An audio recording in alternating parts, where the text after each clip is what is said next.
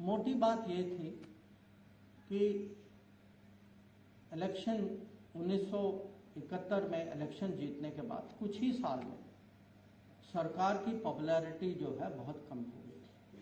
भ्रष्टाचार बढ़ गया था, इन्फ्लेशन बहुत ज़्यादा था उस समय, और राजनीति जो है उनके पक्ष में नहीं जा रही थी, उसकी दिशा कुछ अलग जा रही थी।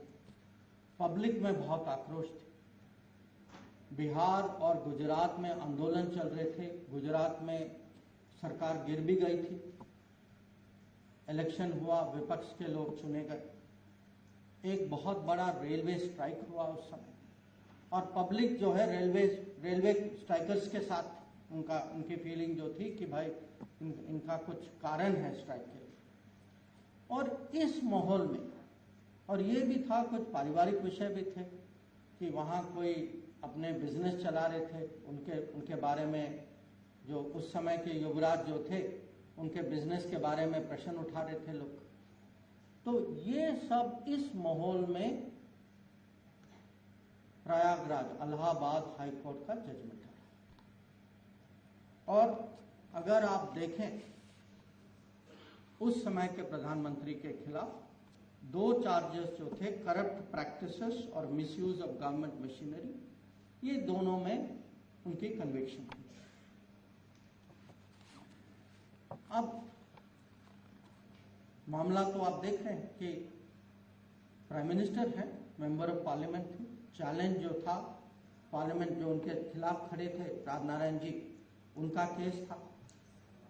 और विषय जो है सीट का विषय है कि वो डिस्क्वालीफाई हो चुकी थी। और एक एमपी का डिस्क्वालिफिकेशन जो है वो इमरजेंसी के डिक्लेरेशन में पूरे देश का सिक्योरिटी का मामला बनाया। ये है उस समय का gadget notification.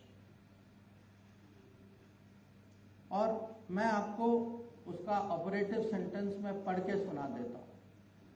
I Fakhruddin Ali Ahmad, President of India, by this proclamation declare that a grave emergency exists whereby the security of India is threatened by internal disturbances. विषय है एक सीट का, एक डिस्क्वालिफिकेशन का, करप्ट प्रैक्टिसेस का, और देखिए उसको सिक्योरिटी ऑफ इंडिया का विषय बना दिया और emergency. If you like the video, do like, comment, share and subscribe.